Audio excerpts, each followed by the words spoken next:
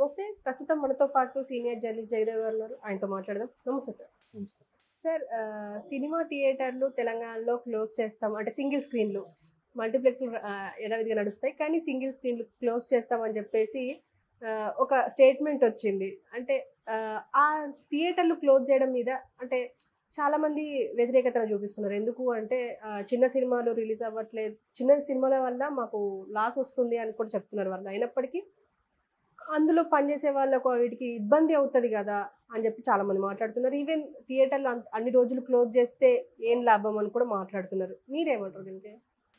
ఎవరి వెర్షన్ వాళ్ళది కరెక్ట్ అనిపిస్తుంది ఈ సందర్భంలో. ఎందుకంటే ప్రతిది కూడా సిస్టమ్ ఎట్లా అయిపోయిందంటే కరోనా ముందు కరోనా తర్వాత అన్నట్టు అయిపోయింది. మీరు అబ్జర్వ్ చేస్తే వాళ్ళకు కూడా థియేటర్స్ ఓనర్స్ కూడా నిర్వహణ వ్యయం ఎక్కువైపోయింది. ఇప్పుడు ప్రతిదీ స్లాబ్ సిస్టము, ఎలక్ట్రిసిటీ బిల్లు బీభత్సంగా ఉంటుంది, మెయింటెనెన్స్, అంత పెద్ద థియేటర్ క్లీన్ చేయాలంటే హౌస్ కీపింగు, సరికదా బాయ్ లేదంటే గేట్ మ్యాను, టికెట్ బుకింగ్ ఎక్కువ, ఆపరేటరు, ఎంతమంది. మీరు అన్నట్టు చిన్న సినిమాలకి కలెక్షన్స్ రావట్లేదు అని అంటే జనాలకు ఎలా అయిపోయిందంటే ఓటీటీ అనే ప్లాట్ఫాము అని, యూట్యూబ్ అనే ప్లాట్ఫామ్ కానీ లేదా నెట్వర్క్ సోషల్ మీడియా ఏదైతే ఉందో దీని ద్వారా కానీ కొద్ది రోజులు ఏముందిలే గుట్ల చింపేసుకొని వీళ్ళు చూసే అంత సినిమా ఏం కాదు కదా, 4 రోజులు అవి చూడొచ్చులే అనే ఫీలింగ్ ఒకటి. ఒకప్పుడు ఎలా ఉండేదంటే నాకు తెలిసి నేను చిన్నప్పుడు కూడా నాకు బాగా గుర్తు, పాత సినిమాలు కూడా మళ్ళీ వచ్చేవి తెలుసా అండి. పెద్ద పెద్ద టౌన్స్లో ఒక 10 థియేటర్లు ఉన్నాయనుకోండి, 10 థియేటర్లో 8 రిలీజ్వి, ఒకటి ఇంగ్లీష్ మూవీస్ హిందీ మూవీస్ అట్లాంటి వచ్చే థియేటర్ ఒకటి ఉంటుంది, ఒకటి మాత్రం పాత సినిమాలు మళ్ళీ రిలీజ్ చేసేవారు. ఏది గుండమ్మ కథ, జగదేక్ వీరుని కథ, ఇలాంటివి. మళ్ళీ ఈ శివరాత్రి, దసరా, సంక్రాంతి వస్తే మళ్ళీ మిడ్ నైట్ షోలు వేయడం, పాత సినిమాలు తెచ్చివేయడం, అలా చూసేవారు. ఎందుకు? అక్కడ ఆప్షన్ లేదు. అయితే సప్తగిరి DD8లో అదే దూరదర్శన్లో రావాలి, లేదంటే అంతవరకు ఏదైనా చూడాలనుకుంటే ఎక్కడ చూసే ఆప్షన్ లేదు. ఉంటే VCRలు ఉండేవి, వీడియో క్యాసెట్ రికార్డర్, VCPలు, వీడియో క్యాసెట్ ప్లేయర్లు అని ఇంతంత బాక్సుల్లాగా, అవన్నీ దొరికేవి కూడా కాదు. ఇట్లాంటి సందర్భంలో సెకండ్ రిలీజులు కూడా, థర్డ్ రిలీజులు, మళ్ళీ రిలీజులు అయినా కూడా జనాలు థియేటర్స్కి వెళ్ళి చూసేవారు. అలాగా చూసిన సినిమాయే అప్పట్లో ఏదో అది గుండమ్మ కథ, అలాంటి సినిమాలు నేను చూశాను. ఆ తర్వాత ఇప్పుడు ఈటీవీలో వస్తుంది అనుకోండి. అట్లాగా అంత ఉండేది. ఇప్పుడు అన్ని మీడియా వచ్చేసాక ఏమైందంటే వాళ్ళు రిలీజ్ చేసిన ఎవరు చూస్తారు? వాళ్ళు బిగ్ స్క్రీన్లు కొనుక్కొని పెట్టుకుంటున్నారు, పెద్ద పెద్ద టీవీలు పెట్టుకుంటున్నారు, 80, 60 ఇంచెస్, 43 ఇంచెస్ అని. అది పెట్టుకొని థియేటర్ ఎక్స్పీరియన్స్ పెట్టుకుంటే చాలా బాగుంటుంది. అసలు థియేటర్కి వెళ్ళక్కర్లే, పైగా థియేటర్కి వెళ్ళాలంటే చాలా ఖర్చుతో కూడుకుని వ్యయం కూడా అని ఒక ఆలోచన వచ్చేస్తుంది. సో ఎన్ని డ్రాబ్యాక్స్ ఉన్నప్పుడు థియేటర్కి ఎవరు వెళ్ళకపోవడం వల్ల ఇప్పుడు చాలా వరకు థియేటర్ ఎక్స్పీరియన్స్లో చూసే సినిమాలు వేరుంటాయి, మామూలుగా చూసే సినిమాలు వేరుంటాయి.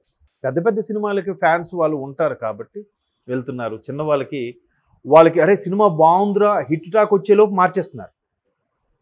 ఈ శుక్రవారం రిలీజ్ అవుతుంది, మళ్ళీ శుక్రవారం వరకు దాన్ని కాపాడుకోవాలంటే ఆ డిస్ట్రిబ్యూటరో లేదంటే ఆ ప్రొడ్యూసరో ఎవరో భరించాల్సి వస్తుంది కలెక్షన్స్ లేక. శని ఆదివారాలు ఏదో చూస్తారు, లేదంటే మళ్ళీ శుక్రవారం అంటే సోమ మంగళ బుధ గురు, ఈ 4 రోజులు ఎవరు భరిస్తారు? ఈలోగా అది హిట్ టాక్ వచ్చేలాగా మారిపోతుంది. అట్లా అయిపోయింది పరిస్థితి.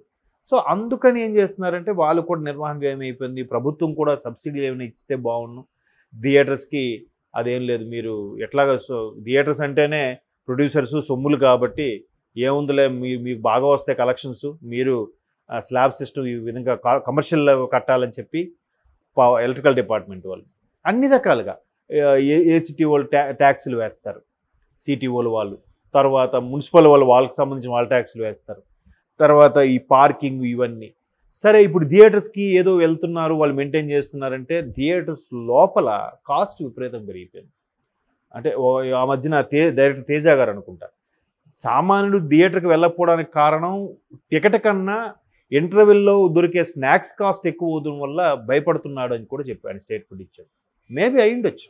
ఇప్పుడు మల్టీప్లెక్స్లో ఈ మాత్రం చిన్న బకెట్ కూడా కాదు, ఒక చిన్న కోన్ లాగా ఉంటుంది, అది 150 రూపీస్ అంట. ఏంటి పాప్కార్న్, ఇంకా బకెట్ అయితే 350, ఈ మాత్రం బకెట్ ఉంటుంది కదా, 350 ఒక బకెట్ అంట. ఇద్దరు పిల్లలతో వెళ్తే ఇద్దరికి 700.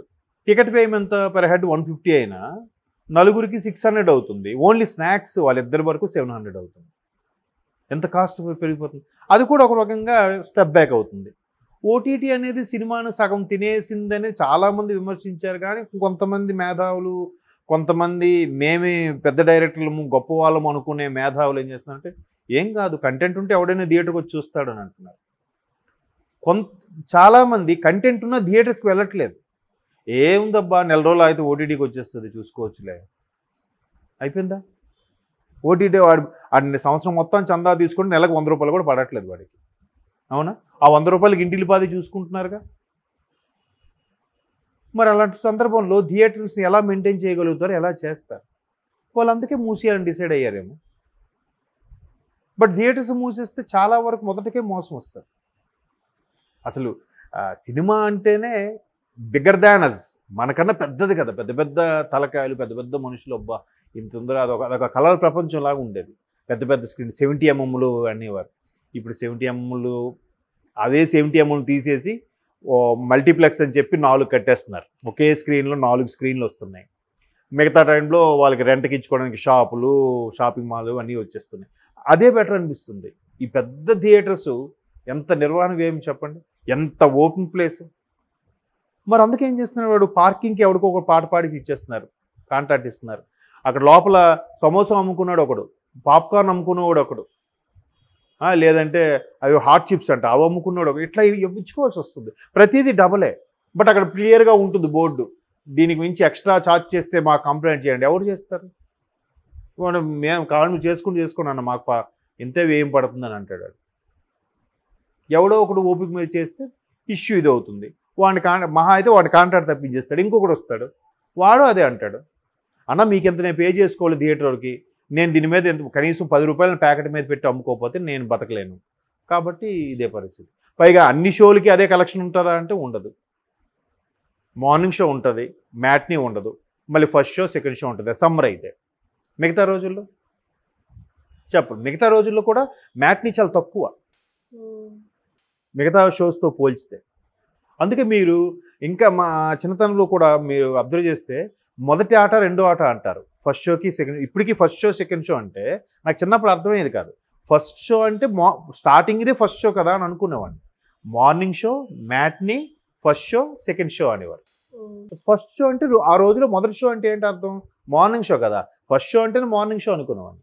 కానీ ఫస్ట్ షో అంటే ఈవినింగ్ షో 6 o'clockకి, సెకండ్ షో అంటే నైట్ది కదా. అందుకే చిన్నప్పుడు మీకు గుర్తుందో లేదో, నాకు చిన్న గుర్తుందనమాట. పేపర్లో కూడా తెరపై ఈనాడు అని ఈనాడు పేపర్లో వేసేవాడు అనమాట. వేస్తూ మార్నింగ్ షో మ్యాట్ని వేరే ఒక సినిమా ఆడేది, ఫస్ట్ షో సెకండ్ షో వేరే సినిమా ఆడేది. మీకు ఐడియా ఉందా? అట్లా వచ్చేవన్నమాట. ఇప్పుడు అదేది లేదు. అంత ఇంట్రెస్ట్ ఉండేది సినిమాలకు వెళ్ళాలి చూడాలి అంటే. మ్యాక్సిమం ఈ మొబిలిటీ, నెట్వర్కింగ్ రాని రోజుల్లో మనుషులకి, ఎస్పెషలీ తెలుగువారికి కానీ భారతీయులకు కానీ the one and only entertainment ఏంటంటే సినిమా. తప్పితే పార్క్ లేదా పిల్లల గేమ్స్, అంతే కదా. ఆ పండగలప్పుడు కలుసుకునేవారు అంతే. ఇంకా ఎంటర్టైన్మెంట్ అంటే సినిమానే. ఊర్లలో పండగలు వచ్చినా తెర కట్టి వేయడం అన్నీ జరిగేవి కదా. ఇప్పుడు అవే జరగట్లేదుగా. అంటే సినిమాకి చూసుకునే ఆప్షన్స్ పెరిగిపోయాయి కాబట్టి, ఎవరు ప్రయారిటీ ఇవ్వట్లేదు కాబట్టి వాళ్ళకు కూడా మెయింటైన్ చేయాలంటే ఎంత కష్టం. చూస్తున్నారు. మీకు తెలుసా ఎన్ని థియేటర్లు కళ్యాణ మండపాలుగా మారిపోయాయో, ఎన్ని థియేటర్లు గొడవలుగా మారిపోయాయో. అంతెందుకు, ఇక్కడ మన ఎంజే మార్కెట్ దగ్గర ఒక థియేటర్ ఉంటుంది. ఆ థియేటర్ ఇప్పుడు ఎప్పుడూ గొడవలుగా మారిపోయింది.